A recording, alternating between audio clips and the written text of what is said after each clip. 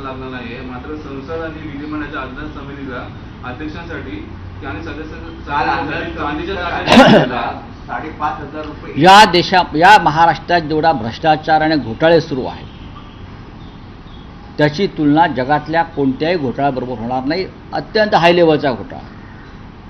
19 दिवसापूर्वी देवेंद्र फडणवीस, एकनाथ शिंदे, अजित पवार यांच्या उपस्थितीमध्ये समृद्धी महामार्गाच्या शेवटच्या टप्प्याचं उद्घाटन झालं. इगतपुरी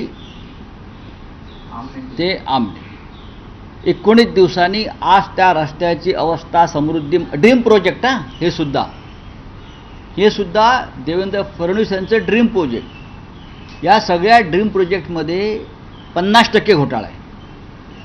या सगळ्या ड्रीम प्रोजेक्टचा पैसा, अर्धा पैसा हा निवडणुकीमध्ये मतं विकत घेण्यासाठी, आमदार खासदार विकत घेण्यासाठी, शिवसेना आणि राष्ट्रवादी काँग्रेसची लोक विकत घेण्यासाठी या सगळ्या ड्रीम प्रोजेक्टचा पैसा बाहेर आला ठेकेदारांकडून आणि खर्च झाला.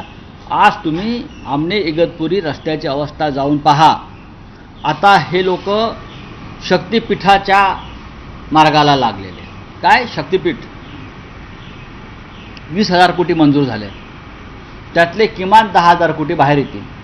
जसे MMRDचे 3,000 कोटी आले आणि हे 10,000 कोटी स्थानिक स्वराज्य मतदारसंघाच्या निवडणुकीत वापरले जातील ठेकेदारांकडून. हे तुम्हाला मी आत्ता सांगतो. हे सगळे जे ड्रीम प्रोजेक्ट चालले आहेत हे ठेकेदारांकडून हजारो कोटी काढण्यासाठी. महाराष्ट्राला किती फायदा आहे त्याचा नाही हा पुढला प्रश्न. सगळ्यात आधी आपले खिसे भरा, आपल्या बॅगा भरा आणि त्या पैशातून महाराष्ट्राच्या राजकारणाला एक जो ब्लॅक मनी आहे त्यातून ही सगळी खरेदी विक्री सुरू करा. यासाठी प्रोजेक्ट आहे. समृद्धी महामार्गासंदर्भात फक्त ठेकेदारांना दोषी धरून चालणार नाही, त्या संबंधित खात्याच्या मंत्र्यांना ताबडतोब मंत्रिमंडळातून काढलं पाहिजे. शक्तिपीठ महामार्ग तुम्ही म्हणताय, विधानसभा निवडणुकीच्या वेळेस काय अधिसूचना काढली?